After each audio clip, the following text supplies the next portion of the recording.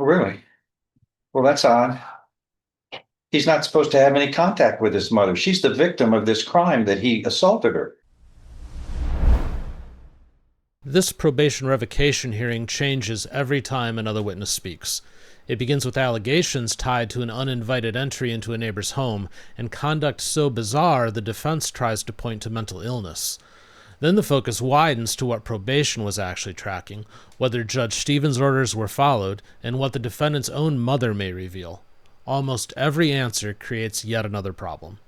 My name is Dan. This is the Courtroom Files.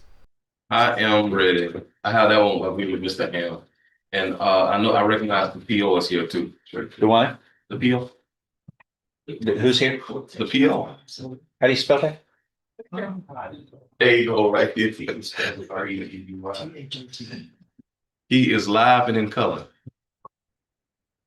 What are we doing? It shouldn't be long. It's a hearing, but Oh, we're gonna have a hearing on it? yeah, but it's not. Oh, okay. I thought there was an agreement. No? No. Come on out. We have witnesses, Mitch. Great. Okay. We may want to do it at the table. Not to tell you. Hold on. Does everybody else have hearings? Right now. That's mine. Are you ready? I don't know if it will be a Oh, okay. resolution today, Okay. Judge. I Well, just need to we're gonna talk. go into this Okay. for a while.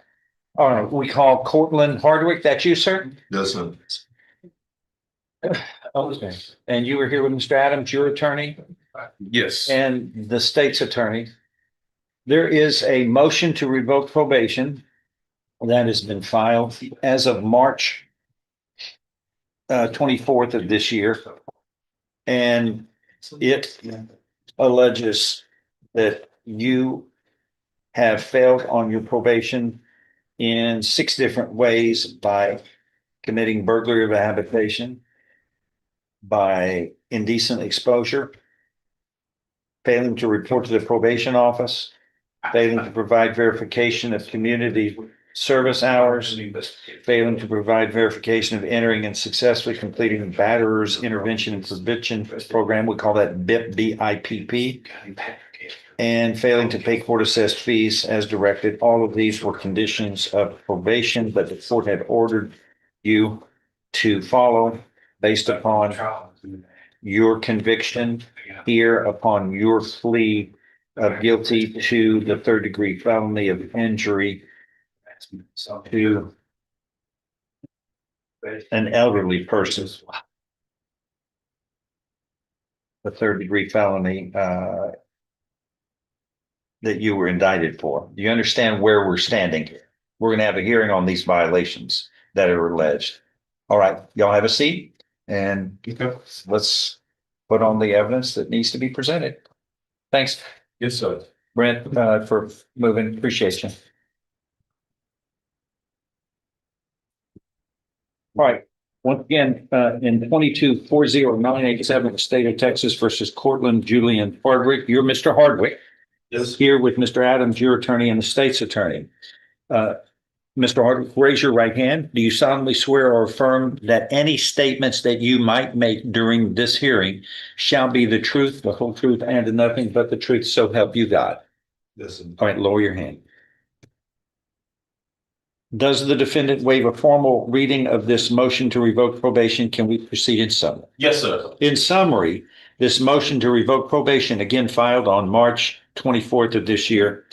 In summary, it states that on July 25th, 2023, in this criminal district court of Jefferson County, Texas, you were sentenced to 10 years in prison. That was suspended and you were placed on regular probation for 10 years for the 3rd-degree felony of injury to an elderly person.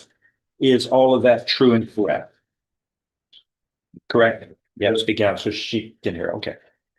Allegation 1 states you committed the offense of burglary of a habitation on or about February 15th, 2026 in Jefferson County, Texas, in violation of condition 1 of your probation order. And your probation order number 1 states commit no offense against the laws of this state or any other state or of the United States. Is allegation 1 true or untrue? Untrue.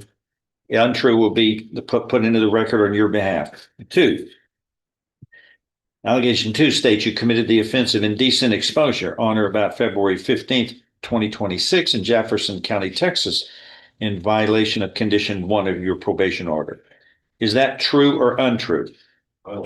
Untrue will be placed in the record on your behalf. 3, you failed to report to the Jefferson County Probation Office for the month of January 2026 in violation of condition 4 of your probation order.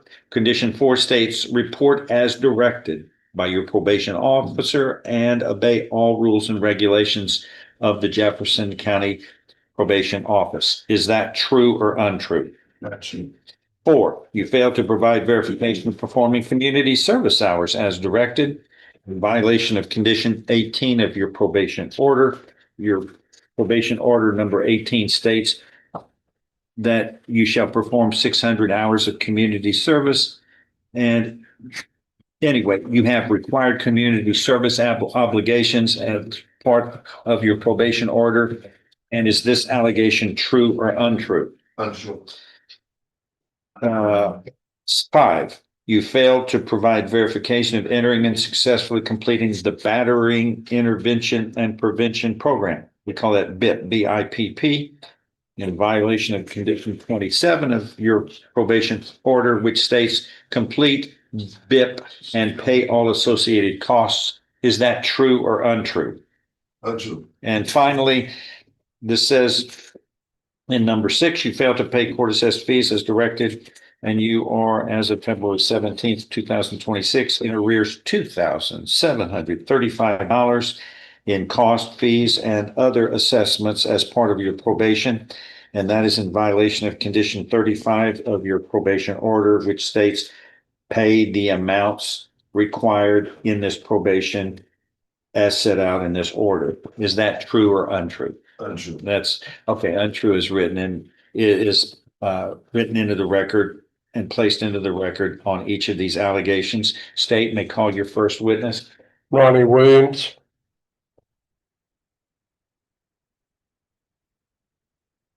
You know, at this time, we're gonna vote the rules. There are no other witnesses besides the probation officer, Jeff. Okay. Raise your right hand, sir. Do you solemnly swear or affirm the testimony that you are about to give shall be the truth, the whole truth, and nothing but the truth, so help you God? Yes. Please have a seat. Thank you, sir.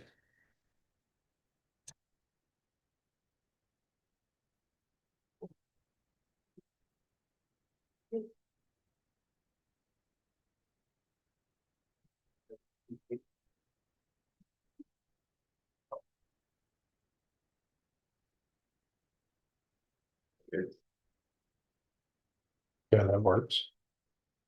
Thank you. Go ahead. Go ahead and state your name for the record, sir. Ronald Williams. All right, so I'm gonna just adjust that microphone a little bit and ask you to answer direction, delivering less for me for a second, if that's right. There's a way to follow it. All right,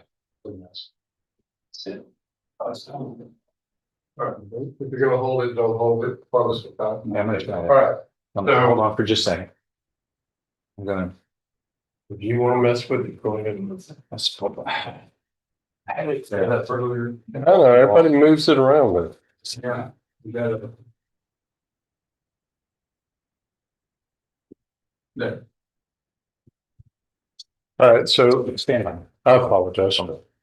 Getting the real time court reporting displayed here so I can read along. I'm fixing to have a blast in you.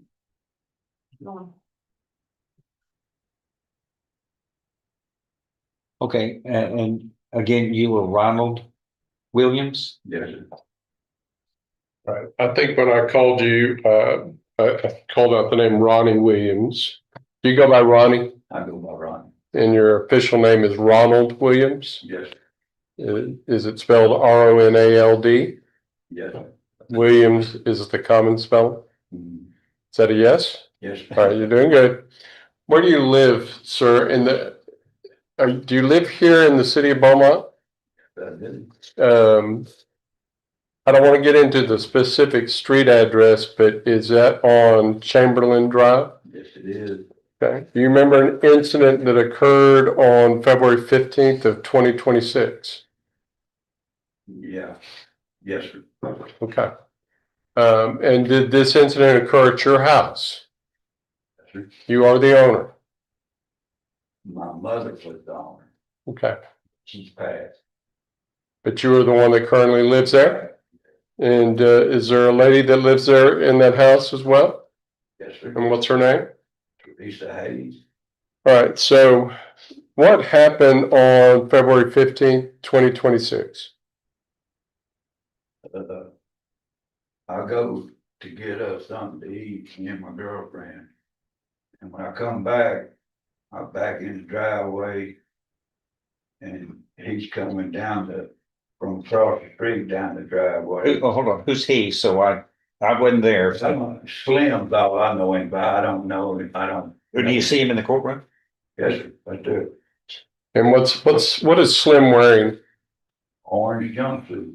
Is he the gentleman at the end of this table with the dreads? Yes, sir. Governor, may the record reflect he's identified the defendant. Yes, it will. All right, so you see Slim as you know him, and what's Slim doing? He's walking up his driveway toward Chamberlain, which he's right across the street from my house. Are y'all neighbors? Yes, but I don't think he actually lived there. He was, I think, visiting the people that did live there. You've seen him out and around, Seen him and I had said hello to him. That's it. I don't know him, you know. right? So, So you see him coming, and what's he do?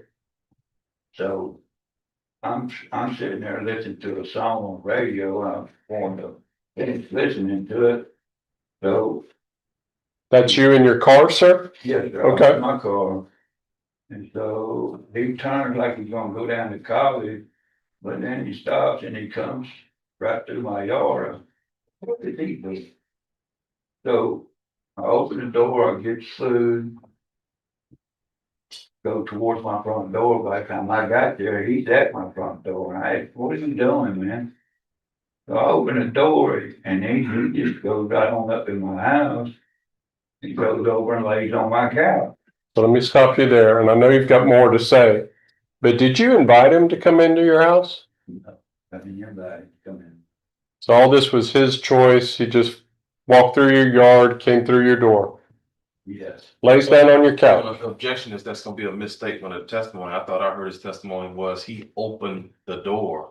So when he I opened. did open the Hold on, everybody.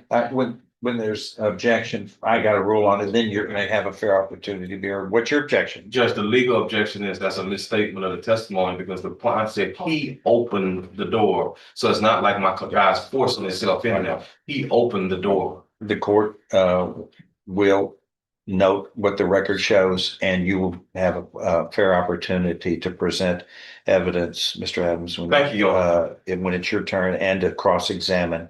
And the court will determine what the facts are. Go ahead. So to be clear, Mr. Williams, you're not saying he forced his way into your house. And he tried to burglarize or do any of that kind of stuff. He just come in, he'd lay down on my couch. I'm like, what the hell is he doing? Right. You know? And again, he wasn't invited. No. And so once he does this behavior, do you find it out of the ordinary that this guy just walks in and lays down on your couch? Yeah, of course. So what do you do when that happens? I told him to get his ass up and get out of my house. Did he do it? Not at first. He just laid there. And then I kind of got a little bit lighter, told him, get your ass up and get out of my house, dude. I Right. don't even know. Right. So at this stage, you're getting upset about some guy you don't really know laid up in your house. Yeah. Does Miss Hayes come into the room? Yeah, she's standing in the hallway right there, going into the living room. And so what happens? What's next? She told him a couple times herself, and then he get up and leave. Let's stay away from what she said. What's the next thing that takes place? He finally gets up and he comes to the door, which I had done opened it, had the door open, Trying to shepherd him out, right? yeah. So he turned around and pulled his shorts down and chased crap at my girlfriend. Now When let's, he done that, Well, I hold on, really hold on. got. I'm gonna need you to be specific. He pulls down his shorts and he shakes what? Let's use the, His penis. thank you. Now, we're adults here, so we, it's not gonna embarrass us too much, but we need to know exactly what you're a witness to. Thank you. Remember, Mr. Williams, it's all about holding somebody accountable for the conduct. He shook Well, his, all evidently his mind wasn't right or something. right, But, don't go guessing. This man pulls his shorts down and yeah, waves his penis at you and Miss Hayes. yeah, Were you offended by that conduct? well, of course I was. So you're already upset about him laid up in your house doing this. Now he does that. What do you do? The shit out of it. My language was, yeah, I hit him and knocked him out the glass, screen door. Knocked him out of your house? Knocked him out of my house and he landed out there in the yard. So I run out there and hit him. And then my girlfriend was telling me to stop. And so I did, but then he jumps up and runs on across the street. And I told him, well, he was dead out of here. You ever apologize for that conduct?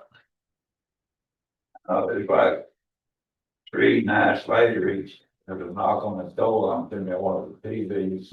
It's him. I'm like, what the hell? I said, man, get your ass out of here, dude. And he did. That was about it.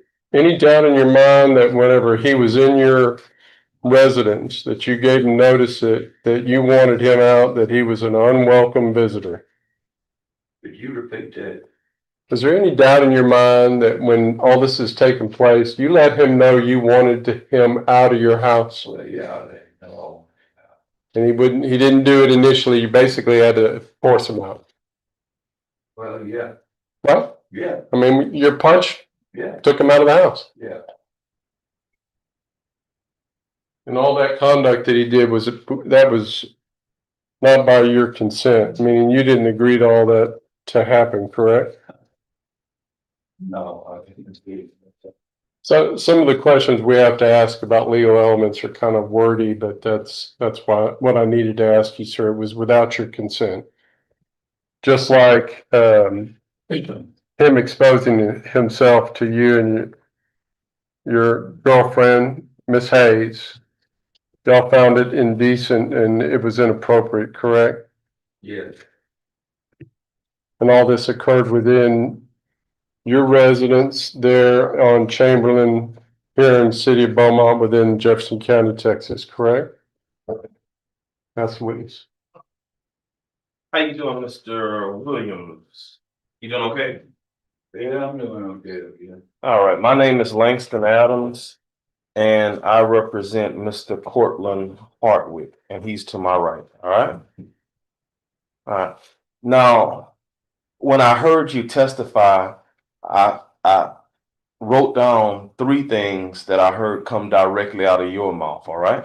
Okay. And not anybody saying this but you, okay? Your Honor, I'm going to object to the format of this question. We don't need Mr. Adams to repeat what he believes. We need questions and answers. The overrule. Go All ahead. right. So again, before the objection was made, I noticed 3 particular things that came from your mouth, and I want to go through those particular things, okay? Okay. Right. And you also heard the judge say that I have opportunity to cross-examine you when we mentioned some of those things, right? Yeah. All right.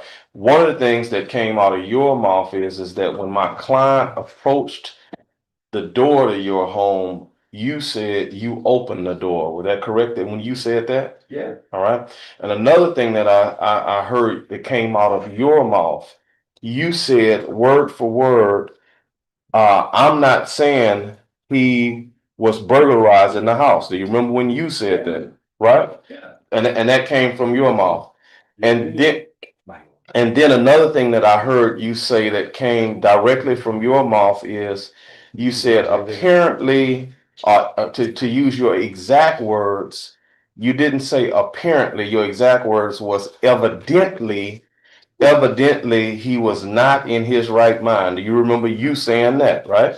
Yeah. All right. So just beginning my cross-examination with those three things that you said, and it was unsolicited by me, it was under direct testimony with Mr. Ham. Let's talk about when you said evidently he was not in his right mind. Did you know that he suffers from bipolar disorder? Did you know that? No, I don't know the man. How would I know that? I got you. Did you know that he suffered from schizophrenia? I have no idea. Did you know that he suffers from PTSD? Ooh. All right. And did you know that he suffers from anxiety disorder? Sir, I got I you. have no idea about that man. That's a no. The answer is no.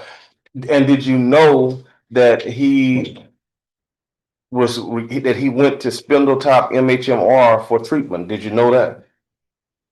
Ooh. All right. So in terms of let's talking about what you do know, I think Mr. Ham had asked you something to the fact of was he one of your neighbors? So my question to you is prior to this incident in February of 2026, when was the first time you had any contact with my client ever?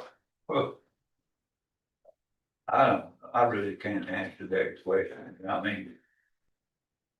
He can't answer it. Month or two, I got you. a month or two before, or a couple months. So in that month or two that you had known him before or seen him around before, how would you describe him? I mean, I really can't say. I just said hello and he said hello back. That's basically about it. Okay, so if I understand your testimony, you identified him as Slim. Is that something that you used to call him in the neighborhood? That's what I knew him by, Slim, yes. And how did you get to know him as Slim? By, neighbors. I heard them calling him, he goes. Okay, so basically this is a guy that you've seen before in the neighborhood and you heard neighbors call him Slim, is that right? Yeah. All right, so in that month or 2 months or however long that you've been knowing him, had you ever seen him to do anything out of the ordinary? All right, so here's a guy that you've known at least for a month, 2 months. I did. Well, not knowing personally, but you, Oh. I got you, but you knew of him as Slim, right? And even though y'all didn't have a personal relationship, within that 2 month period, you did not see anything out of the ordinary with him. Is that right? That's right. All right. So then when we get to this particular day, obviously something happens out of the ordinary, right? I think so. Right. And when you said that, hey, I'm not saying that this is a burglary or anything like that, because when we talk typically of a burglary, you got somebody forcing their way in your house, they want to steal something in your house, something like that, right? Right. But in this case, what you got is a guy who, according to you, evidently he wasn't in his right mind. According to you, you open the door, he walks in your house, he sits down, and he's not in your house trying to steal nothing out of your house, right? Yeah, right. He's not in your house saying that he want to fight you or beat you up or threaten to beat up Miss Hayes, because I think under your testimony with Mr. Ham, your testimony was, in fact, you hit him when he took out his penis, right? You betcha. And he's lucky. I mean, somebody else might have shot him there. Yeah, well, no doubt about it. And I totally understand that. I totally understand that why you would be upset if you had a man in your house who you had let in. He sits on your couch or sofa, whatever he's sitting on, and he's displaying what you call to be irrational or, behavior that's not rational, right? That's right. All right. And I can see why you'd be upset about that. And at the end of the day, what you have here is Slim, who you know as Slim, as somebody who appears to be psychotic, right? Can you answer that? What can Do you you know answer what that? psychotic means? Yes, sir, medically? well, but Can you answer that? Can you answer what you understand psychotic to mean? Or do you have the ability to make a psychological evaluation of another person? I'm not asking you to make one. Qualified to make that statement, Jay. Do you have any medical training at all on this? Okay, but you got experience in life. but you know, All right. Right. And Yeah. based upon your rule, I'm sorry, the objection is sustained. He doesn't, you're asking him, we're gonna go into psychological questions that he is unable to ask.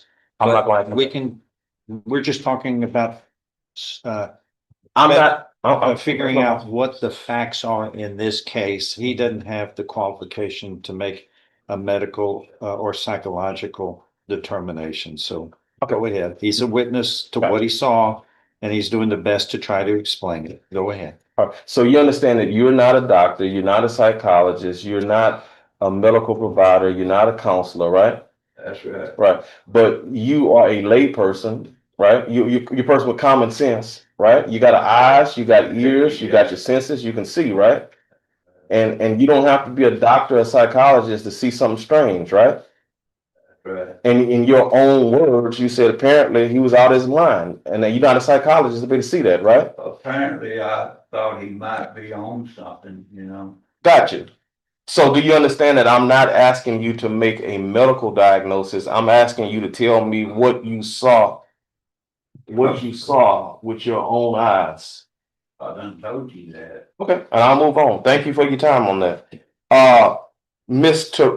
Miss Teresa Hayes, did she provide any statements to the police, to your knowledge, as to what she saw or did not see? Because I don't see why I got it. She wrote a statement. Oh, she did write a statement? Yeah. And do you know where she is right now? Is she available? Yes, she- My, Okay. As far as with him taking out his penis, is it your testimony that he was doing that just because he's out of his mind, or he was doing that for some type of gratification? Do you know? I don't know why he done that. Right. So I'm sorry, go ahead. I have no idea why he done that, Got you. but he should. I got you. So your testimony under oath is you don't know what was the reason for doing that. It's just that he evidently wasn't acting in his right mind. I got you. With that being said, Mr. Ronald Williams, I thank you for your time. I appreciate you. All right. Your Honor, I ask that he be excused. All right, you are excused, sir. Thank you. Next, please. Jesus Ruiz.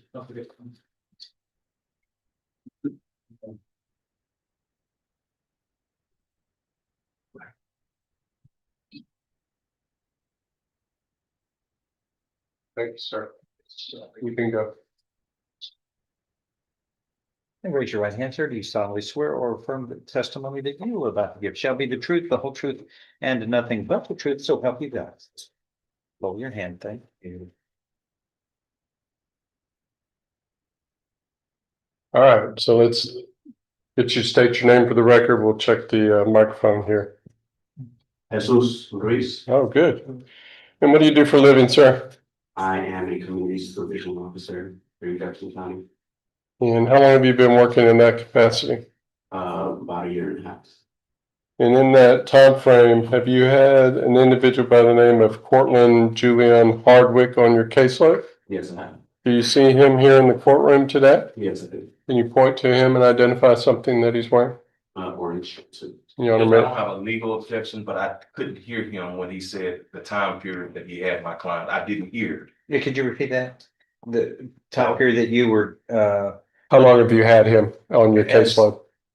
Since I started, Which was how long? a year and a half. Okay. year and a half. So approximately 18 months? Yes, All You've right. been his probation supervisor. yes, sir. Thank So you. back to, I believe that you identified the defendant. Your Honor, may the record reflect that? Yes, it will. Thank you, Judge.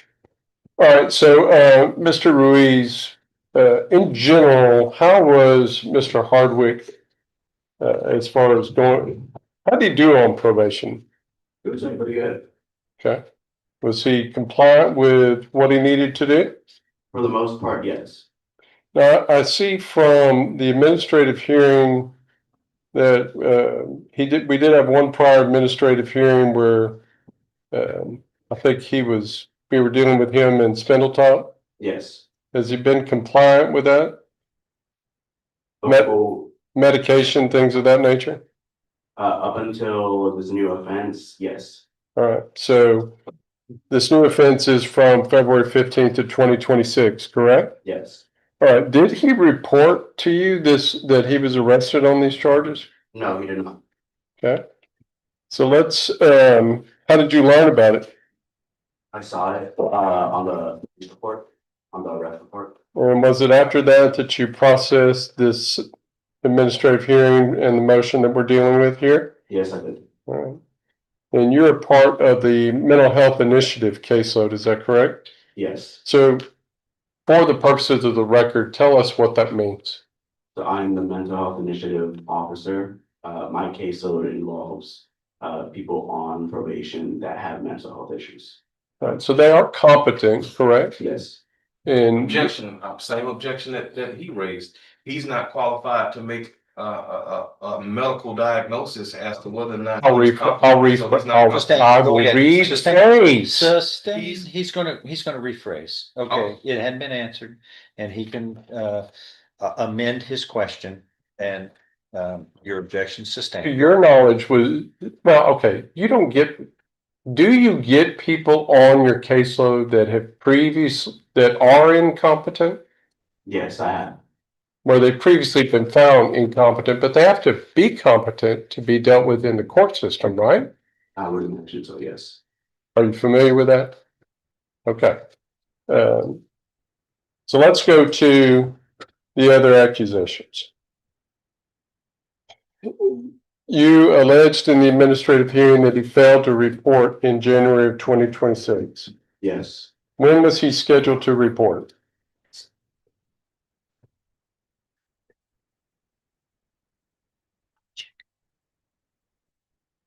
Can you ask the question again, please? All right, so the accusation is that he failed to report in January for the month of January 2026. Yes, My question to you was, when was he supposed to report? on January 8th. Okay, did he report? Did he contact you about failing to report? Yes. So tell the judge what happened with this accusation. During that time, he had been sick with COVID, with a host of illnesses, and he was in contact with me about nothing to do with the report. Did he contact you before or were you contacting him after he missed that appointment? Oh, Okay. But you've alleged that he failed to report. yes. Okay. When was he scheduled? When was his next appointment? 2 weeks afterwards. Did he show for that? No. So he missed January 8th and then he missed January 22nd?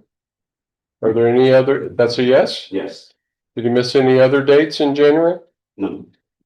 Were those excused? No. So they are considered failure to report, Yes. correct? Okay. Let's go to his community service hours.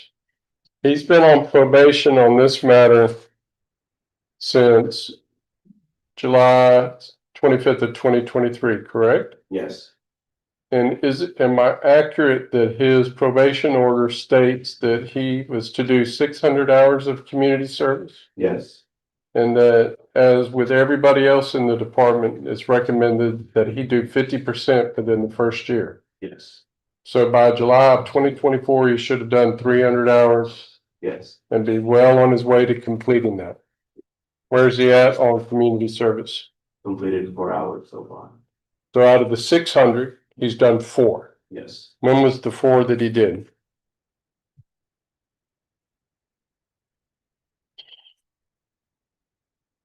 On December 24th, 2024.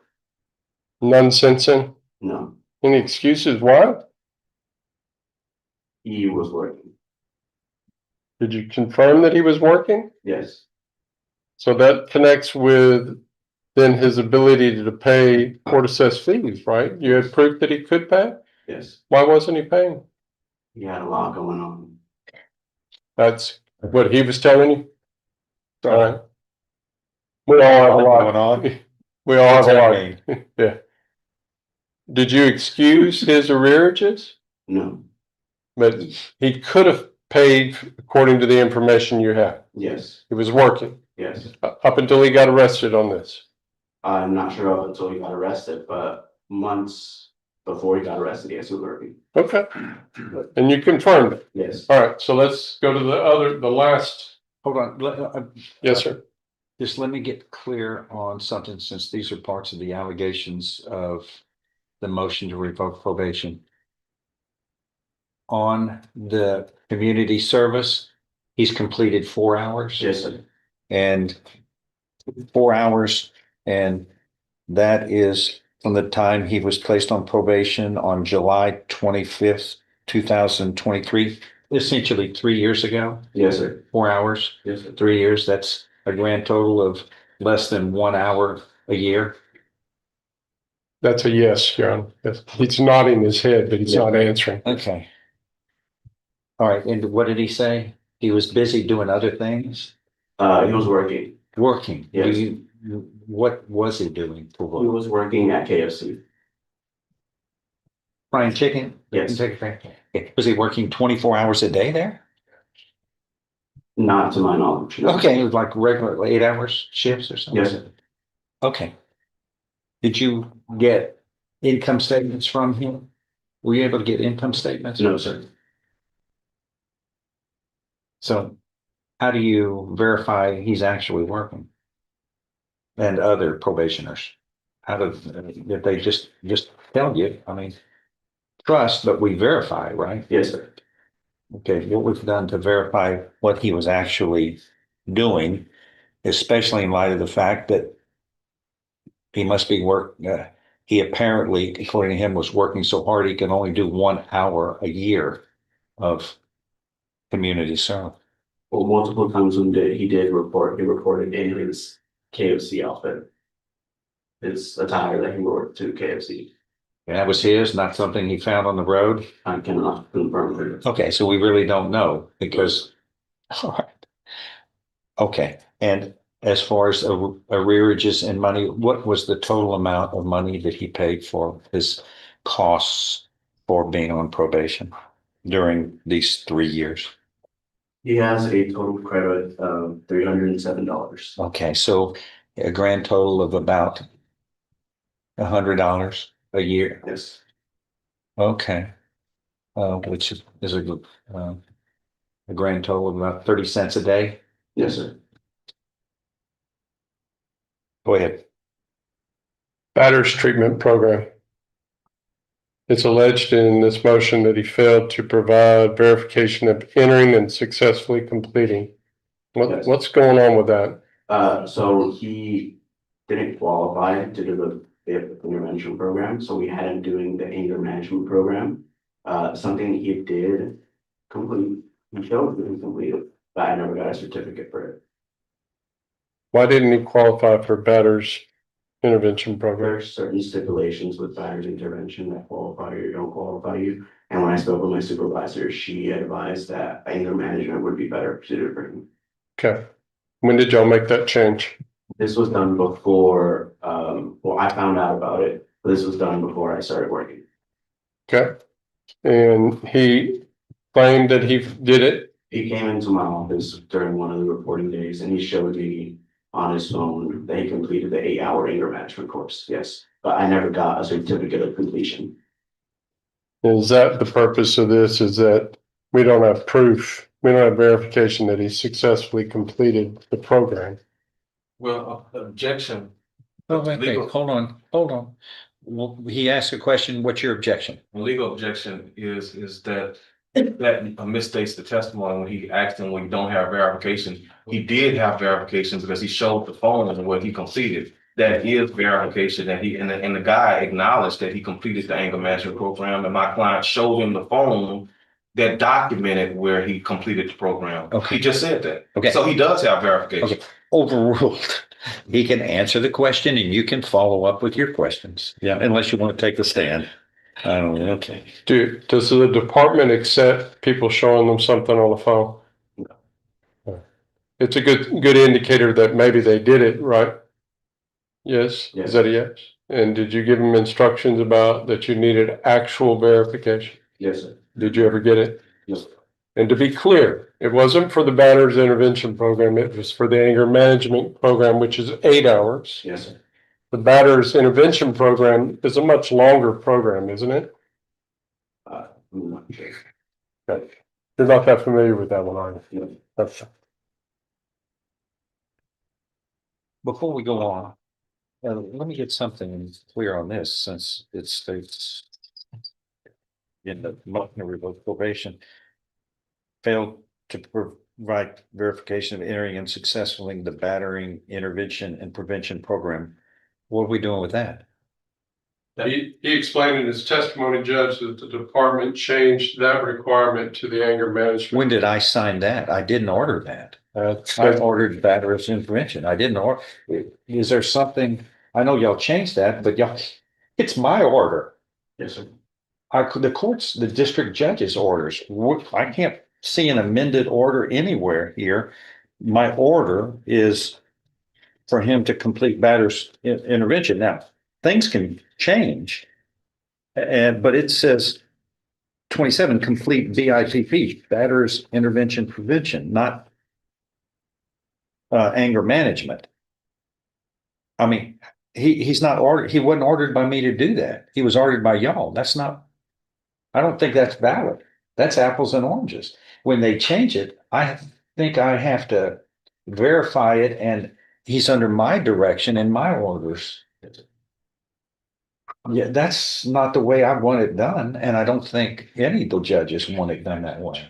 Y'all can change that without getting the approval, but I'm looking, are you certain there wasn't an amended order sent? Does anybody in probation? I'm looking through here, that's what, On the. I didn't order him anger management, and that's what the testimony is, but the allegation is BIP.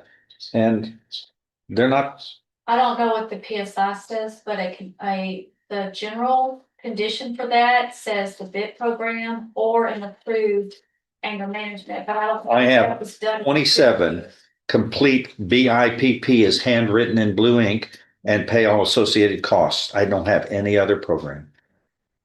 Nope. I think I don't think, we're talking apples and oranges. Yeah. I know they're similar, but but apples don't want to be called an orange.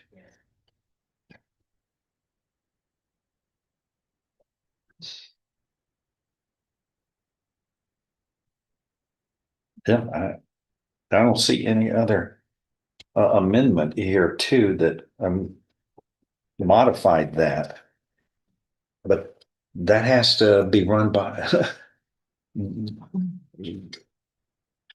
the motion to revoke probation is alleging violations of the court ordered probation terms, and that wasn't ordered by the court.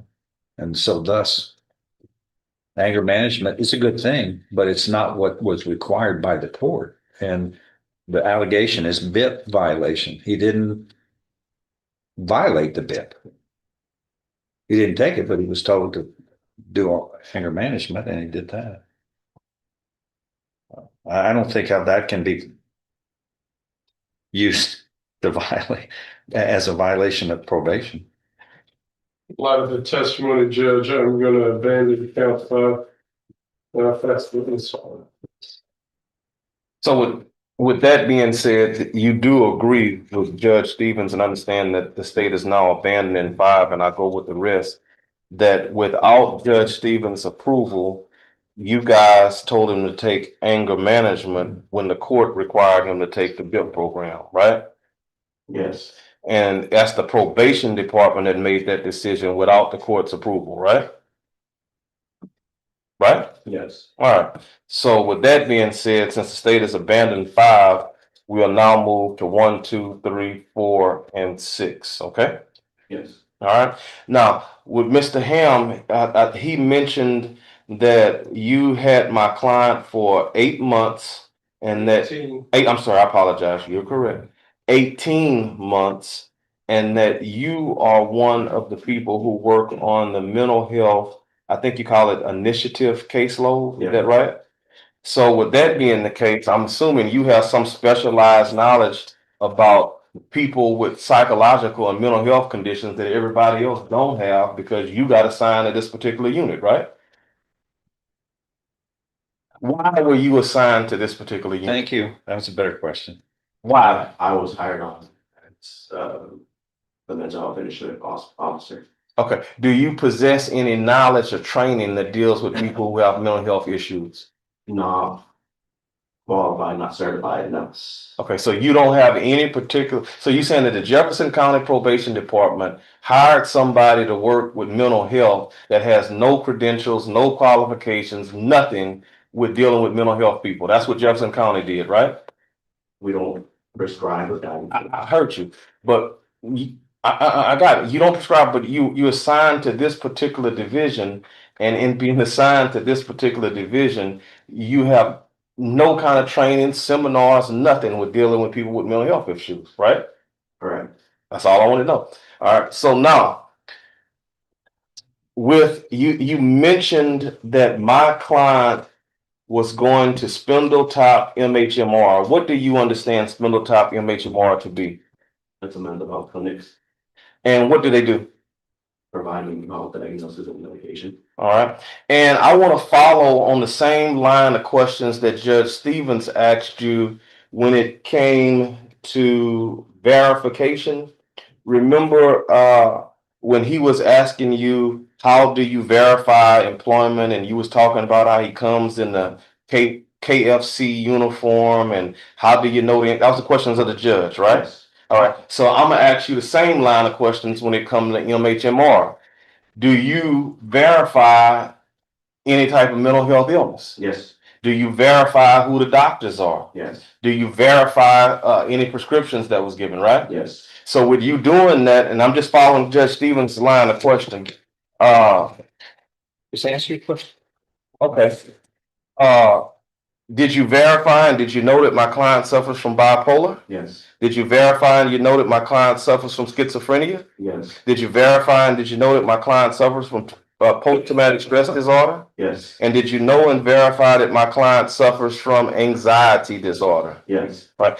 Now, specifically, since you verified, who were the doctors at Spindletop MHMR that he was seeing? He was seeing Dr. Chan. Dr. Tran? Yes. And specifically, what medications was he prescribed and what do they treat?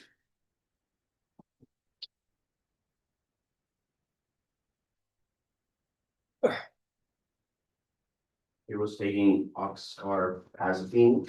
And what does that treat?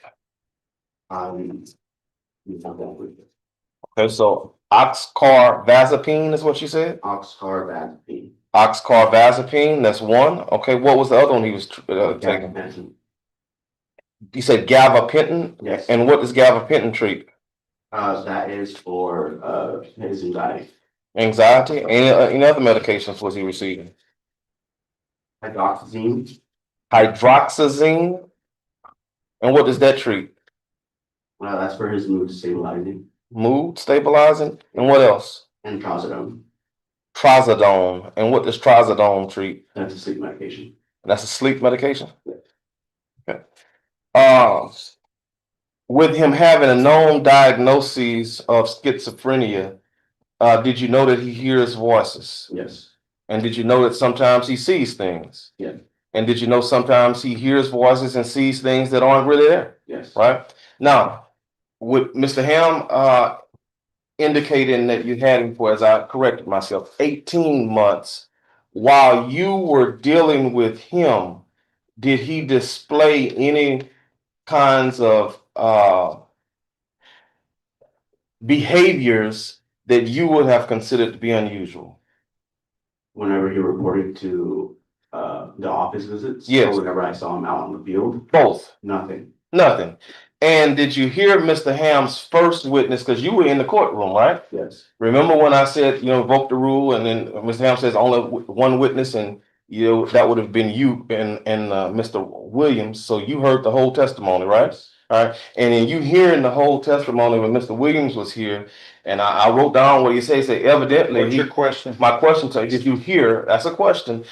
Did you hear that witness say evidently he's out of his mind, right? You heard him say that, right? All right, and you heard that witness say, "I'm not saying he's trying to break into my house." You heard him say that, right? Yes. And you heard him say he opened the door, right? You heard all of that, right? Yes. And so if we look and we focus on, because remember the state has abandoned 5, so now I'm gonna focus on 1 and 2. If we look at February the 15th of 2026, you have a 18-month history with this man, at least according to Mr. Hamlin questions, right? Yes. You have opportunities to see him in the field. You got opportunities to deal with him one-on-one in your office, right? Yes. And in that 18-month period, you, by your own testimony, has never seen anything with him that even resembles what the testimony was on February the 15th of 2026, right? Yes. And that's your personal knowledge, and that's what you got absolute knowledge of because you were there. You got your own eyes. You saw what you saw, right? Yes. Right. So when you first learned of what happened on February the 15th of 2026, did you say to yourself, man, this can't be my client? I've never seen anything like that before, right? Mhm. Right. Could you say, hey, that's not how he normally behaves, right? Yes, that's Right. how he normally behaves, but I wasn't. Right. So with that being said, if that's not how he normally behaves, if that's not how he is interacting with you, you might want to believe Mr. Williams when he said, hey man, this man is kind of out of his mind, right? You might want to believe that, wouldn't you? Yeah. All right. And for purposes of this motion to revoke his probation, if he's out of his mind, he don't know the difference between right and wrong, then we might not, what's the, Let him ask his question. Yeah. And then Yeah. you can, Yeah. let him ask his question and then you can raise your Right. objection. if, Ask your question. if according to, I haven't asked the question. Ask your question. Let me ask He the has a fair opportunity to object.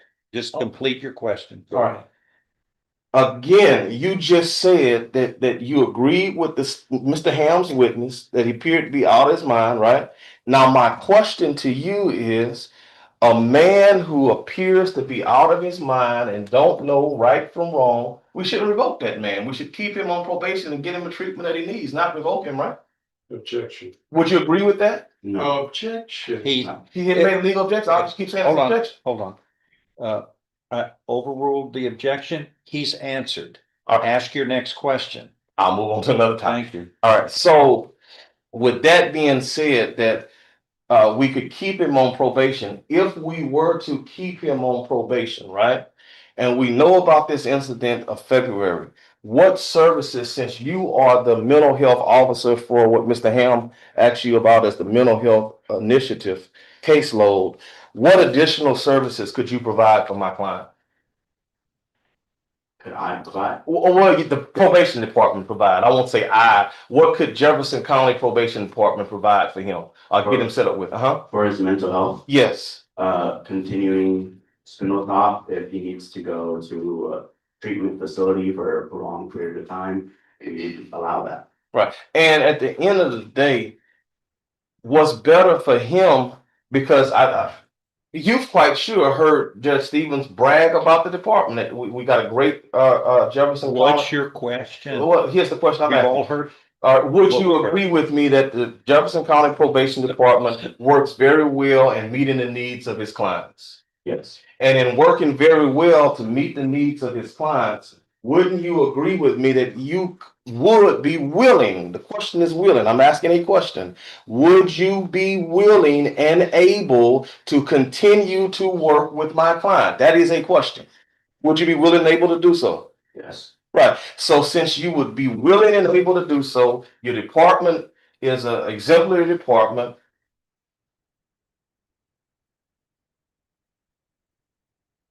Yes. Let's keep him on probation. How about that? That's up to me. Okay, got you. Now, Did you hear his answer? he said it's not up to me. He's absolutely right, isn't he? You All right, absolutely. any other questions you want I want to to move. answer that don't have anything to do with his decision making? No, Judge, I was gonna move on to. Thank you. I- Let's go, move All right. on. So I dealt with 1 and 2, I dealt with 5, they abandoned, so let's move to 3 and 4 real quick. All right, on number 3 with the failed to report, I understand your answer is that he had pneumonia at that time, didn't He had a host of illnesses. Yes, he? Pneumonia was one of them, right? yes. COVID was another one, Yes. right? And then what was the other illnesses he had? I don't. So I just got a question, and I'm not trying to be funny, sarcastic, or anything like that. But Langston Adams has pneumonia. Langston Adams has COVID. Are you telling me you want Langston Adams to come to your office and report with you? Or you want Langston Adams to be within breathing distance of you? No, Okay, so for purposes of on the allegation, he failed to report. And I think Mr. Ham mentioned 2 days in January. Well, that'd be a good reason for my client not to report. If he has COVID and he has pneumonia, I don't think, the prosecutors want somebody like you or anybody else want them in their office reporting with pneumonia and COVID, right? but that's to a certain extent. Okay, COVID but and pneumonia don't last forever. I got it. They don't last forever, but again, you can testify under oath to Judge Stevens that a reason for him not reporting in January would have been COVID 1, pneumonia 2, and a host of whatever other issues that you said he had, right? Correct. All right. That's what I wanted. Who diagnosed him with those? Did you receive some medical paperwork or something that verified? Since I don't think he's a medical physician. And you gotta, we trust, but we verify. What's the verification that showed that he had a medical problem?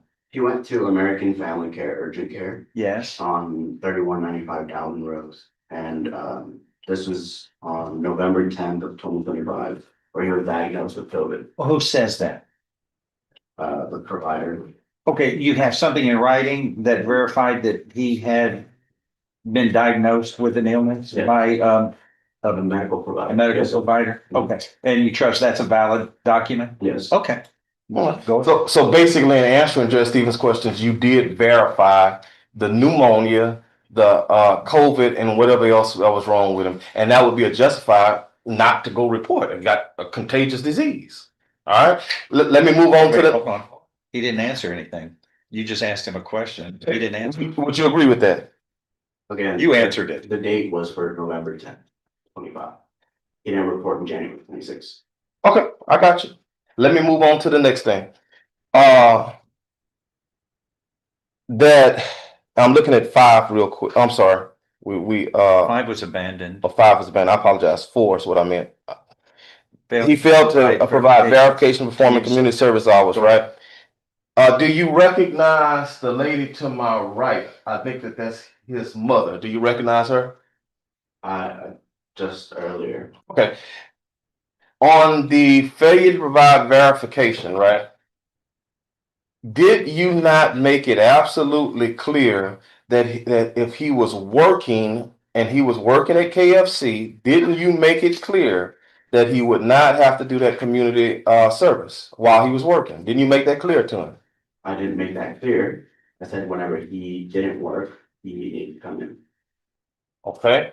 How many hours was he working at KFC? It depended. What was his normal work schedule? I'm not sure, but because he was at different KFC locations. Okay. To your knowledge, has he completed any community service? For him. Okay. And to your knowledge, with him working, did he have a pretty heavy workload? No, I'm not sure. Okay.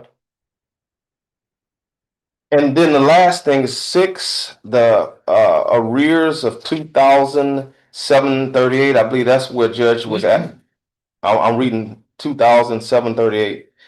That's when Judge was asking you about verifying his work, et cetera, et cetera. Remember that? Okay, so I guess my question as a part of that verification, do you know what his monthly expenses were? No. Do you know if he was in debt to anyone? Do you know in terms of our essentials as human beings. We need light, we need water, we need clothing, we need shelter, right? Do you know with that income whether or not he was able to meet those essential things that every human being needs to meet? Do you even know? He was living in a nice house. Okay. He said he lived in a nice house. Pretty nice house. Where was that?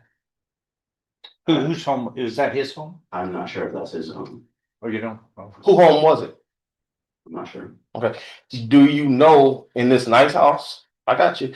So basically, I guess you're saying that while your guy's on probation, you're supervising him, you didn't even know the name of the person whose house he was living in, right?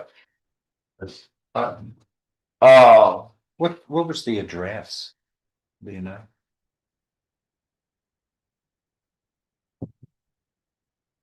um, 2430 Guzman.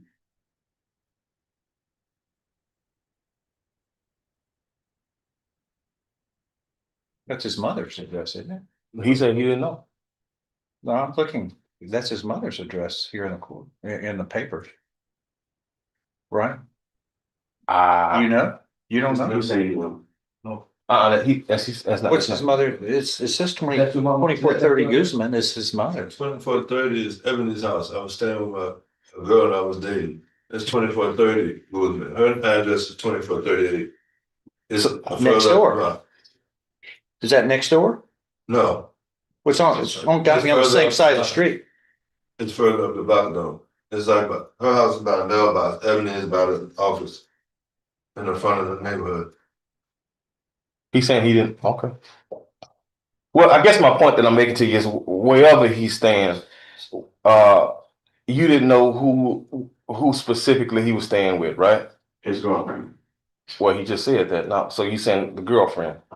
I knew that. Okay, and what was that? Who owned that? And nobody else says otherwise. Okay. In terms of meeting his expenses, do you know specifically why he could not pay that $2,735?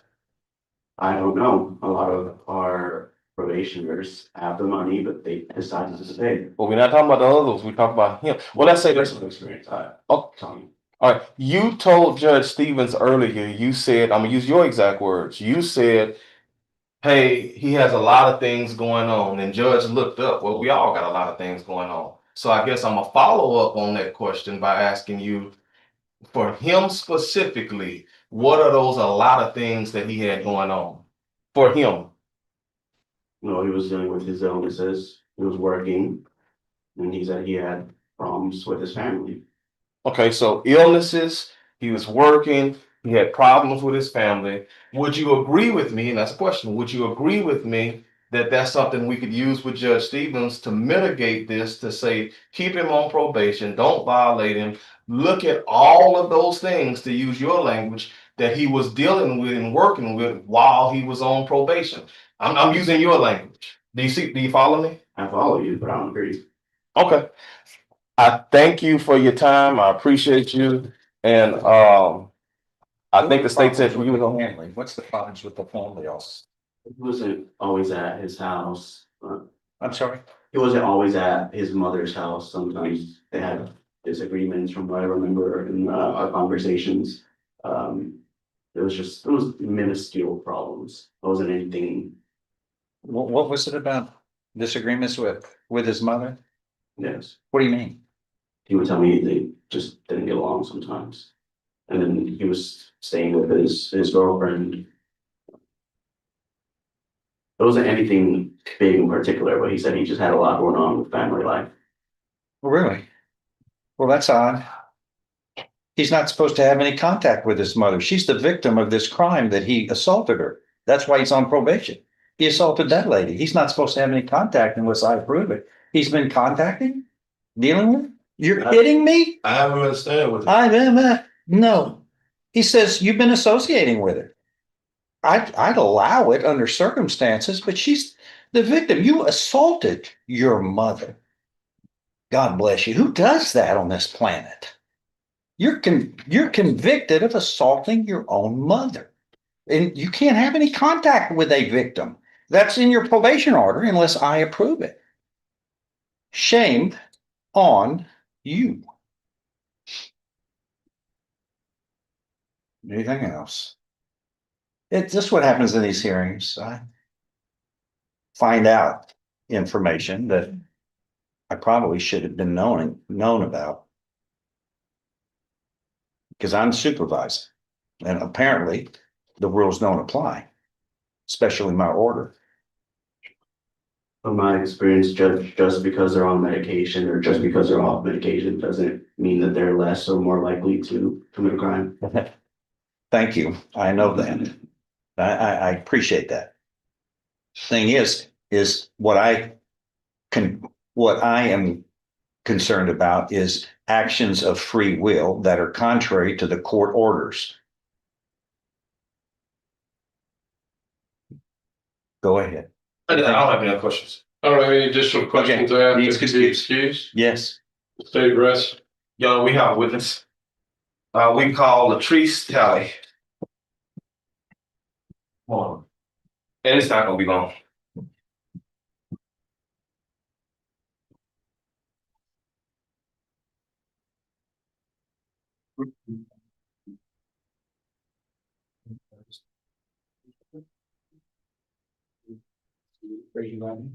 You solemnly swear or affirm any statements you make during this hearing will be the truth, the whole truth, and nothing but the truth, so help you God. I do. Lower hand. Thank you.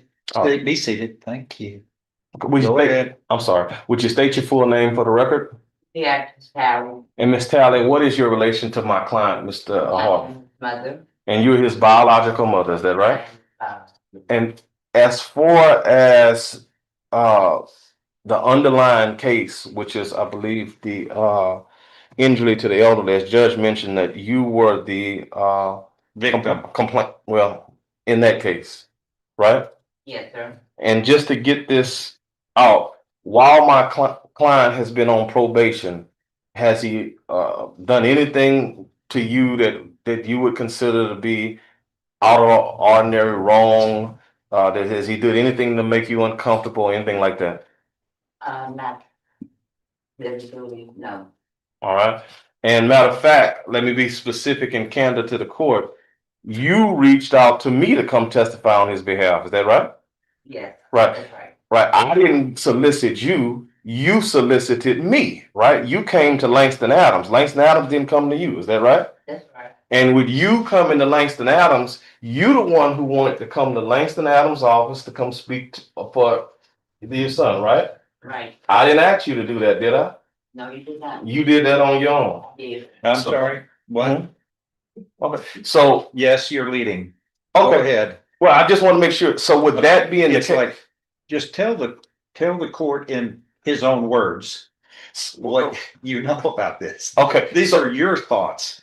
He's helping you along, but I want to make sure that you know if he's not saying something that's accurate, you were there, he's not necessarily there, let me know. Right. It's clear. I need to know what the truth is, Okay. notwithstanding the way the question might be asked. All right. Go So, ahead. so let's get to these particular allegations, ma'am. You've been in the courtroom, right? You heard from the probation department, and you also heard from Mr. Williams, right? Yes. All right. And Mr. Williams described, Judge, didn't Mr. Adams invoke the rule? and we said Allow no. a witness to stay in the court? Yeah, because you said no. You said I said that I had no other witnesses. I understood that to mean that when I withdrew that request when he said that. He did not withdraw. I did. You heard, you were in here, Judge. For anybody, from both sides or either party. When he made that statement, yeah, I Yeah, backed there's a off. good reason for it. That's so Right. that people don't sit in there and listen to the testimony and then get educated on what they might be saying later.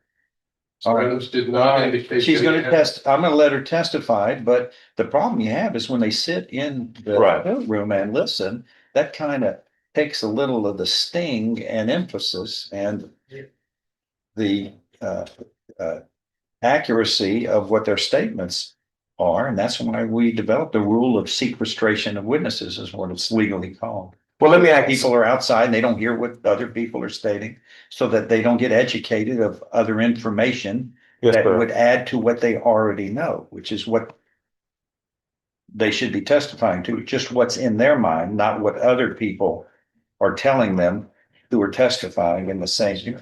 Right, well, and I apologize, Judge, for the. Go ahead, confusion. ask. Oh, okay, with that being said, let me ask you an opening question. You ask it any kind of way you want to, okay? Do you know if your son was receiving any kind of medications at the time of this alleged offense on February the 15th of 2026? You can tell me if you know or you don't know. On his meds. Why do you believe that? And you can answer it any way you want. Because of his reactions. They were, I mean, he was all over the place, you know, his emotions. Because he wasn't on his meds. Okay. Now, Hold on, let me get this clear.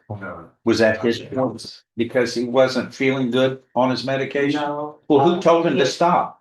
He hadn't stopped, Your Honor. He had ran out, so he was. Okay, so why didn't he go get it filled? That has to do with the top. With what? The place where he gets his All meds. right. Okay.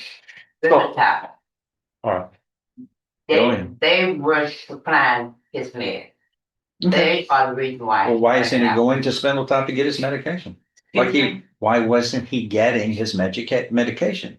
Spindle Top wasn't refusing ordered medication by doctors. They don't do it that way. Why wasn't he going to Spindle He had Top? to wait for them, sir.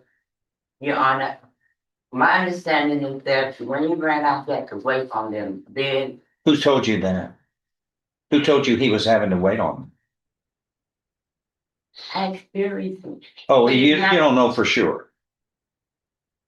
Well, I guess I don't. You weren't present No, with him I at the wasn't. time. So you must have heard it from somebody else, I guess. I heard it from my son because I was trying to. Okay, your son was telling you? Meds. All right, go ahead. Okay, so I remember I told you I was gonna be short, so let's get straight to the point of why you're here, all right? Did you hear Judge point out that you're the victim on this underlying offense of injury to the elderly, right? And you also understand that we're here for a motion to revoke your son's probation, right? You understand that? And you also understand, as Judge pointed out, he is the decision maker on this motion to revoke. You understand that, right? So here's the opening question I want to ask you, and I'm gonna sit down, all right? Could you tell the judge, as the victim of the underlying offense, in your own words, look at him, why you want him to continue your son on probation? Why? And you can say whatever you want to that. Objection is to relevance. Sustained. Okay. But actually, I'll let her speak. Okay. Tell him in your own words why you want him to remain on probation. Why? Your Honor, my son needs intensive medical health treatment. How do you know that? This is not my field of expertise. It's not, is it? No, it's No. not, but I suffer from some of these same illnesses. So he's been through a lot. He's been sexually abused. He's been emotionally abused. Were you present when that was happening? I'm his mother. No, I know you're his mother. Were you present when that was happening? Okay, you just heard that from others? No. What happened? How do you know that happened? My perpetrator in the army stole him, his brother, and his sister from me. So yes, I know. No, how do you know what was happening when you weren't there? I wasn't there, but I was there. I was not ever there. I was there indirectly because the Indirectly. perpetrator stole him and took him to Michigan. Well, how do you know what happened when you weren't present?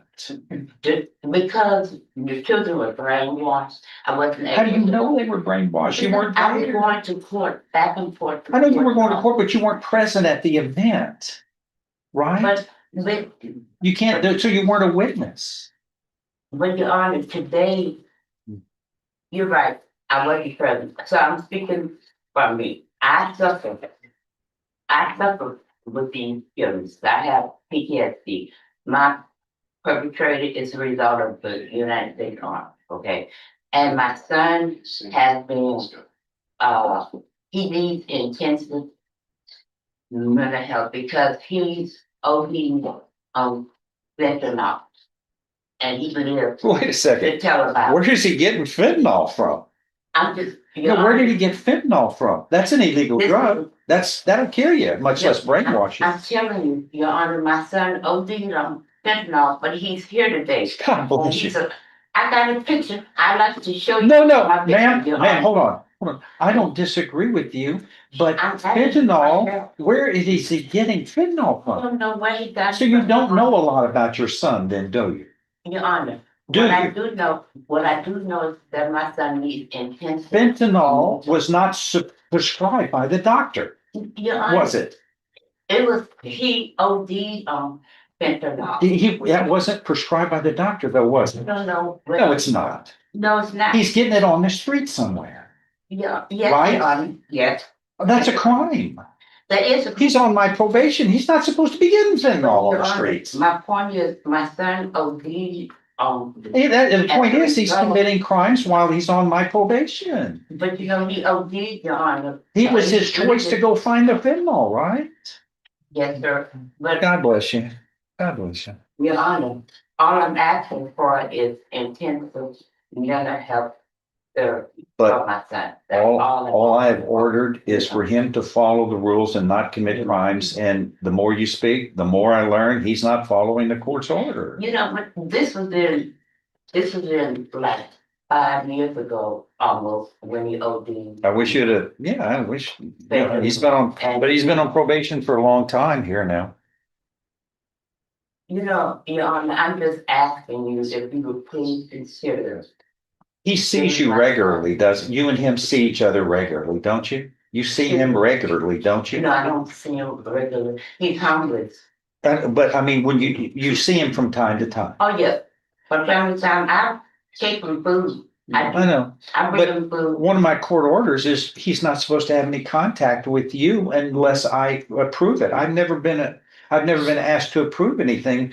I mean, every time you're saying something, it's a violation of his probation. I'm not sure you're helping him here. Oh, I'm sorry about that, but when I bring him food, I bring it to his friends and leave it, you know. All right. That's what I do. So I bring him food. Your Honor, I'm sorry, All right. but yes, Well, that's a court order and, we don't want to be violating court No, orders. sure. Oh, okay. Oh, good. but I do, Your Honor, want to ask you, please, consider, committing my son to, mental health, for, intensive therapy. I'm getting therapy right now, Your Honor. I do For therapy what? For, PTSD or MST. How long have you been getting treatment for that? I've restarted, but I've been in the mental health, realm for a long time. Okay. So, I just restarted my, mental health treatment in March 24. Well, And so, yeah, I do, you can't help but love your children. I know that. I've got children. But the children should not ever, ever, ever harm others, much less their parents. Their parents are special. yes, sir. They should never harm their parents, and he was convicted of harming you. Yes, He's sir. on probation for harming you. Yes, sir. And the most important condition I had was to make sure that further bad things don't happen. And here we are. We're back, and I'm very proud that the probation success rate, that's 13 out of 14 people are successful. He's here as a failure. And that's 1 out of 14. I want 100% success. But these are actions that I'm hearing about more criminal behavior and failures to follow the terms and conditions of probation, which the court ordered. That's why I hate failure. I want to see success Yes. all the time. And one of the problems is that you can help him with this, but the court order that we have in place is he's not supposed to have any contact with you. And I'm willing to change that, but nobody's asked me. And that means that people are changing the rules. And I'm the rule maker on probation, on my probationers. Y'all are going behind the scenes and doing things they shouldn't be doing. And here we are, I'm listening to them, and everybody's getting in trouble here. The more I hear, everybody's getting in trouble. It's one bad thing after another I'm listening to, and I haven't approved the behavior that's resulting in these acts I'm listening to. I mean, you got to follow the rules first. That's the way the law is. Those are laws. Next, I don't have any it's like, okay, thank you. Come on, Mr. Chairman. Next, you're That's it. That's my, all right. that's my only witness. Go ahead. Summary, anybody? Want me to go? Like, They can go first and last. Under the rules. They're passing. I'll pass. Go ahead. Judge, what I'm asking you to do in this case is to continue him on supervision for one overwhelming reason is he has documented mental illness, absolutely documented. And I confirmed that documentation with the probation officer himself, Mr. Ruiz, on the schizophrenia, the bipolar, the PTSD, the anxiety disorder. And even their witness, not my witness, their witness came up here and told you, hey, evidently, and I wrote it down, evidently he was out of his mind. He's not in his right mind. That's their witness saying that. Who are not medical experts in that regard. But their witness said that. And has anybody ever told you you're not acting in your right mind? Well, I mean, but you're not going to say. But I didn't do anything like this. But here's where I'm going with that, though, Judge. By the way, Mr. Kimmler, who is an expert witness in that regard, could have been called, but he was not called. But let's, once again, what we're talking about are medical diagnoses, and he has them from spontaneous image jar. He's been diagnosed. They confirmed that. Okay, keep going. Right. The probation officer confirmed that he has those diagnoses and he was getting the 4 medications that he named. Mm-hmm. And Judge, what I'm saying is that just the offense themselves on the burglary of the habitation, their own witness said, I'm not saying he was burglarizing my house. That's a quote, direct quote from their witness. Word for word. We're going to rely on what the elements of the offense are based upon the evidence as prescribed by the penal code. Yes, sir. It's a lay witness. He's going to testify, but we're going to rely on what was said, what's in the record, yes, sir. What the elements of the crime are as described by the penal code, not a layman. Yes, sir. But so he doesn't decide whether a crime is committed or not. It's going to be the law and the evidence that was presented, and that's what we rely on. But Judge, I was just pointing out what you and I heard. We both heard the same thing when the man said, "It's not no burglary." I mean, you heard him say it. I heard him too, and I was just pointing that out. And then I also wanted to say, Judge, as far as on the indecent exposure, him doing what he did went more to his mental illness than to anything about sexual gratification or anything like that. My position is that if we were to believe the probation officer who had him for 18 months and this person said, hey, in 18 months, I hadn't seen this kind of behavior at all. If we to believe Mr. Williams, who knew him for 2 months and said, hey, I hadn't seen this kind of behavior at all. Obviously, on February the 15th of 2026, this was a guy suffering from a mental condition who did not know right from wrong at that time. And I'm attributing that mental condition of not knowing right from wrong to the behaviors that we saw. And your probation officer, and I got it out of him in his testimony, his exact words is the Jefferson County Probation Department is equipped to continue him on probation and give him the treatment that he needs and continue him with the treatment that he needs. So I was going to ask that you keep him on probation, even if we were to take Mr. Ruiz's words for what they are. As far as on the violation of not reporting in January, I understand the testimony to be as he had pneumonia and he had COVID. I got their witness to say, hey, I don't want somebody coming into my office with COVID either and pneumonia and report having a contagious disease. As far as number 5 is concerned, verification, Judge, he provided his phone and the phone showed that he did do the classes. I'm sorry. I'm not, I'm going to the battering. Let me go back. As far as the community service is concerned, it's my understanding that because he was working and employed at KFC, my client wasn't able to do those community services hours because he was basically working. They abandoned number 5, and then when it goes to 6, that he was in arrears in 2000, having $2,735. I'll respond to that by using the state's witness again. Remember, you the one who brought up, Judge, and when the state witness said something to the effect that my client got a lot of things going on, and when we looked at his mental illness, what was going on with his family, what was going on with him at work, all those things contributed to him not being able to pay those fees. So, Judge, what I'm asking is that considering that the offer in this case was 10 years in the pen, and my client rejected that offer on the motion to revoke probation, I'm asking you to continue him on supervision. This is not a guy that needs incarceration. This is a guy who needs continued treatment, as your probation officer said.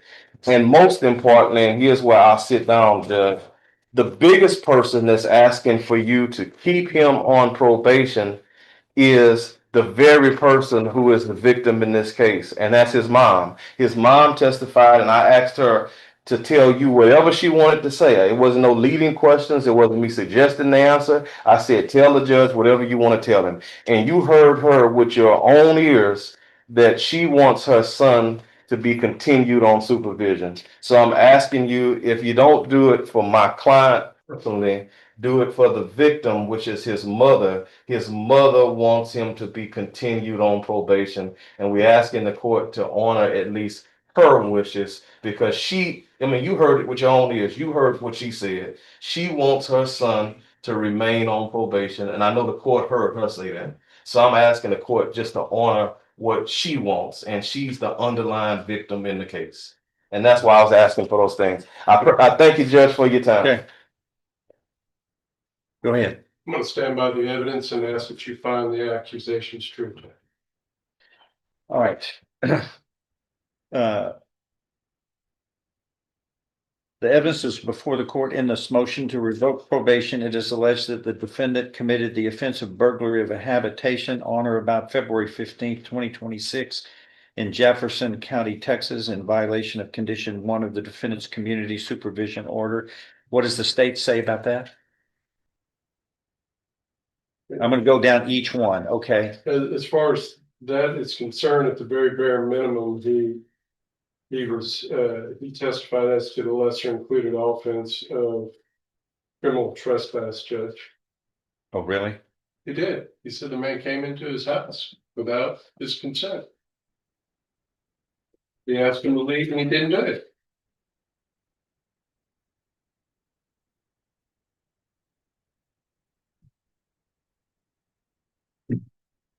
He had to forcibly remove him. That's the testimony that's before the court.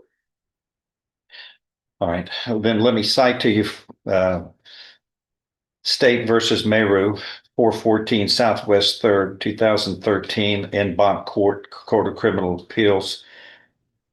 Criminal trespass is not a lesser included offense of burglary of a habitation.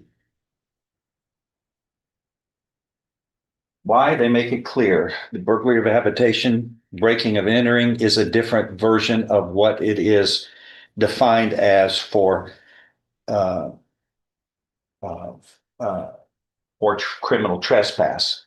Burglary is committed if you partially enter into habitation.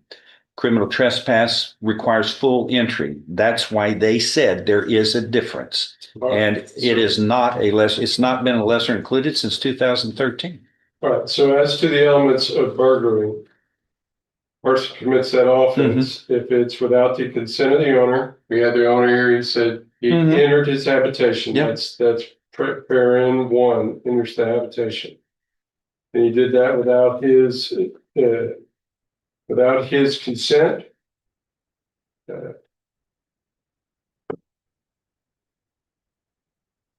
Yeah. Let me stand by that, Judge. Wait, hold on. And burglary, you didn't complete all the elements and to commit a felony offense. Look, I don't think there's no evidence of that, Judge. No. There was no evidence of that. And we also challenged the consent because he did say he opened the door.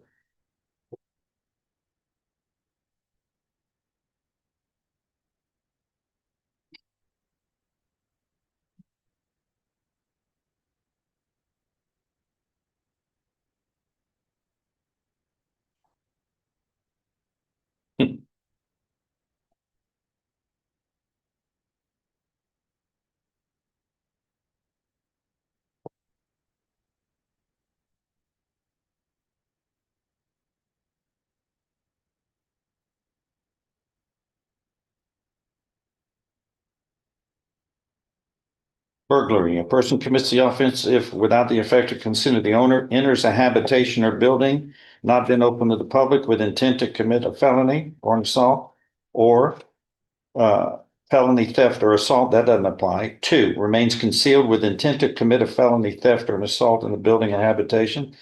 That doesn't apply. 3, enters a building or habitation and commits or attempts to commit a felony theft or an assault. That's it.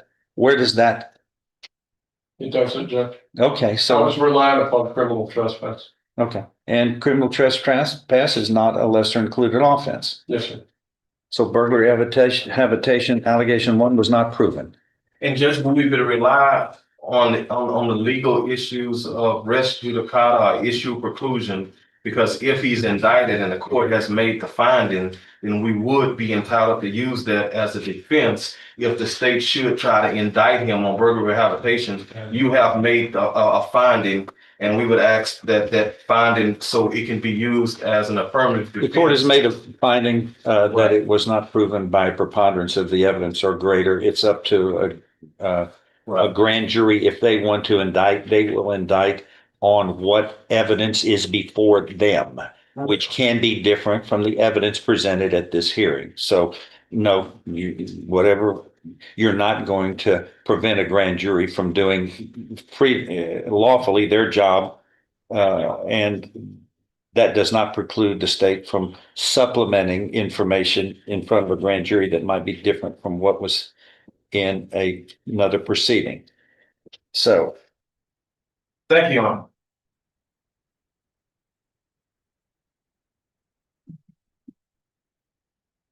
Number 2, committed the offense of indecent exposure. What do y'all say about that? State stands by it. I stand by the evidence. All right, anything from the, I say it was not proven. okay, section 21.08 of the Texas Penal Code, let's talk about the law.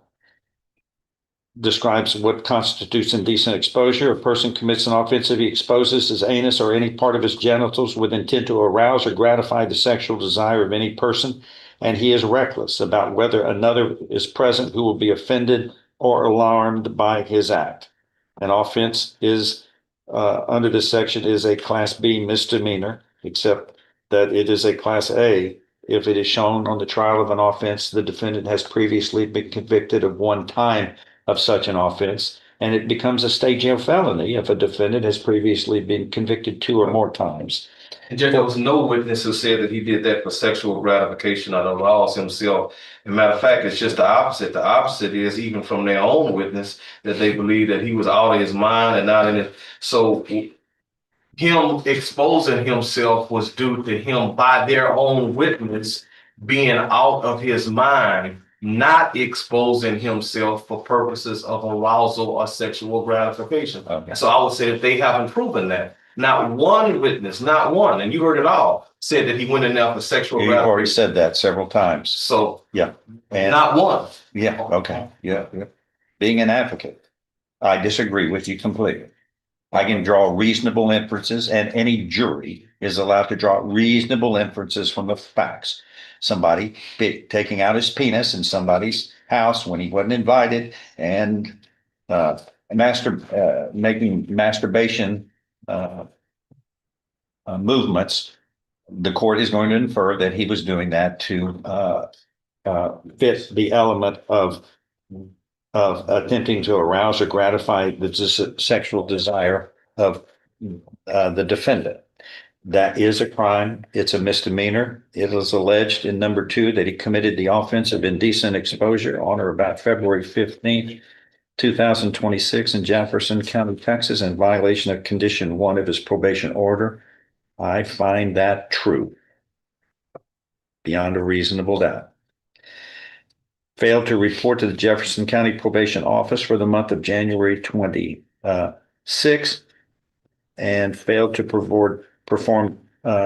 provide verification of performing community service hours as required. Go ahead. What do y'all want to, anything to add on those last two? On those two, Judge, you wouldn't want him to come report to you with those illnesses. Once again, just make your argument. Don't bring me into the witness score.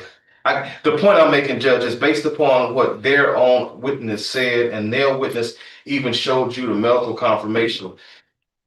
He was legally and factually and physically unable to report for January due to having pneumonia. And you've said that. You made it clear. I want to know what the state's position is. That medical excuse that was offered was from November 10th. Yeah. These are from January of 2026. But that was like 2 months before. What about that? How do you explain that? I explain it because what Ruiz testified was to January. I understand Mr. Ham's point when he's talking about the date of the excuse. Yeah, isn't that important? But the testimony was he had those illnesses in January. Who said that? Who was testifying that? The defendant? Right? No, that was Mr. Ruiz, the probation officer, because I had him on the stand. Now, how was he diagnosing him? No. I know they have a lot of authority and they're smart people, but they didn't go to medical school. So how much weight are we giving to someone? What I want is a doctor's excuse. We don't have that. It's just statements being made by people who are non-medical experts. The only thing I can say, Judge, is that Mr. Ruiz, the PO, believed in January that he suffered from those ailments. He believed that based upon his testimony. To state, clarify statement. That is not what. Yeah, I don't remember him saying that under oath. When you asked him, he said the only medical information was predated. Court finds that there is sufficient evidence supporting that allegation to grant it by a preponderance of the evidence or greater, as the court finds the defendant failed to report to the probation office for the month of January 2026 in violation of condition 4 of his probation order without a sufficient excuse. 4, failed to provide verification of performing community service hours as required. Working at KFC is our response to that. That's why he couldn't do them. Okay, state response. Judge, he did 4 out of 600 hours. That in and of itself, in the time frame that was provided, tells me that he didn't work faithfully at doing community service hours. How about that? Doesn't hold on. I'm sorry, Judge. Doesn't the dramatic difference between the amount that he could have garnered for reporting versus the actual amount, which is minuscule over this vast period of time, which was he was on probation in 2023 and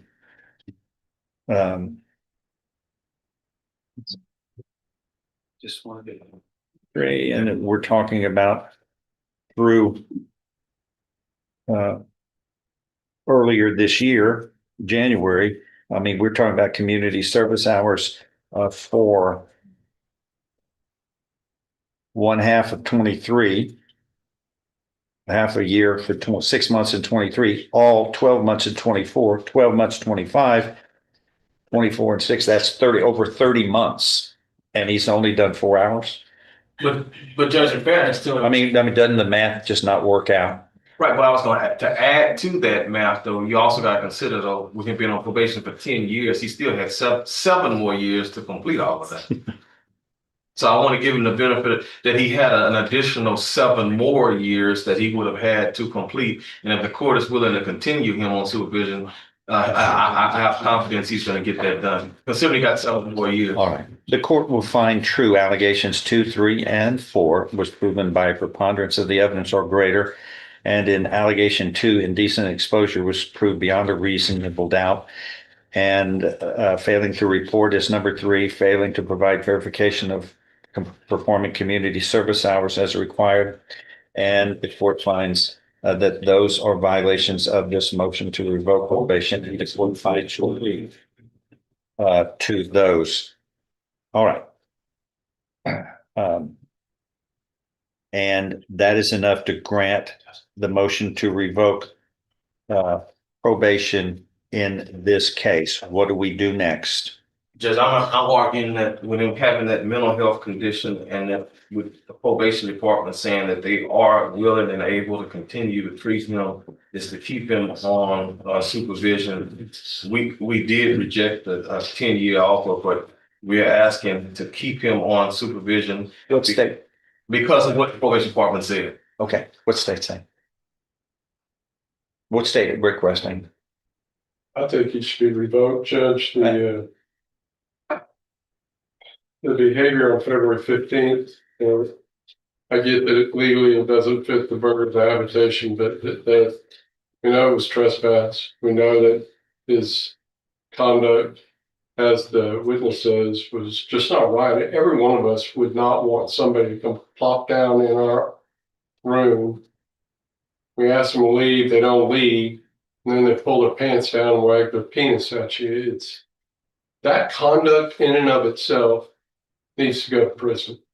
And we add to that that he was on probation and looking at his PSI, the amount of criminal history this man had.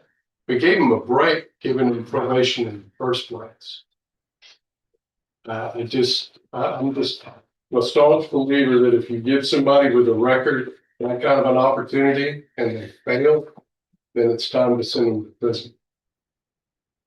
Anything else by anybody? That's it, Jeff. All right, the court will find that there is sufficient evidence supporting this motion to revoke probation in cause number 22-40987, the state of Texas versus Cortland Julian Hardwick, to grant it by preponderance of the evidence or greater, as the defendant had pleaded guilty and was found guilty of the 3rd-degree felony of injury to an elderly person, namely his mother, in this case, and was sentenced to 10 years in prison, and that was suspended. He was placed on regular probation.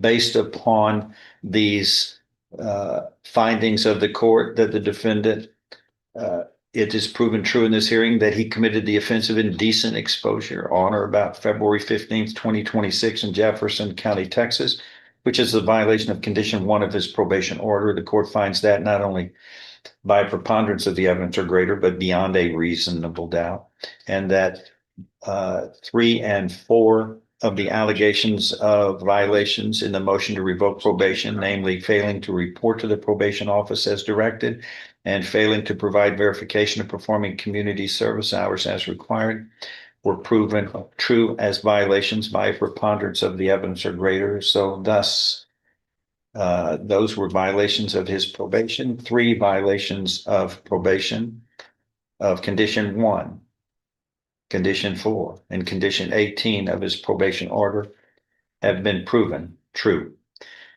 This motion is hereby granted, and the defendant is hereby sentenced to confinement in the institutional division of the Texas Department of Criminal Justice to serve a term of 5 years. Let me just say one thing. There's been a lot of discussion about his mental health, yet nothing was presented in this court medically to show anything, a scintilla of evidence that he was incompetent or insane. Nothing has been shown. You're presumed otherwise. His actions are bizarre, but we see bizarre things all the time in this court that don't have anything to do to incompetency. Generally, it's drug usage or some other physiological issue, but generally, incompetency is rare to be found, but it requires something other than lawyer arguments. And nothing was shown. And nothing was shown when we put him on probation. I made a finding that the defendant was competent to stand trial. There wasn't an issue on that. There wasn't anything presented otherwise. Sure, he has shown bizarre behavior, and he's being held accountable for bizarre behavior. But nothing shows in the record that the defendant was unable to conform his conduct to lawful behavior because of some medical reason. Thus, he is held accountable just like all of us. Shame on you for your actions, especially going in and committing a terrible offense of pulling your pants down and waving your penis to neighbors. Shame on you for that.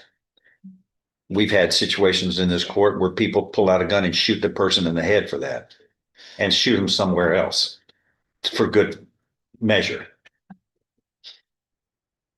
But nonetheless, you're presumed sane and presumed competent unless otherwise shown. That means you have to follow the rules like all of us are.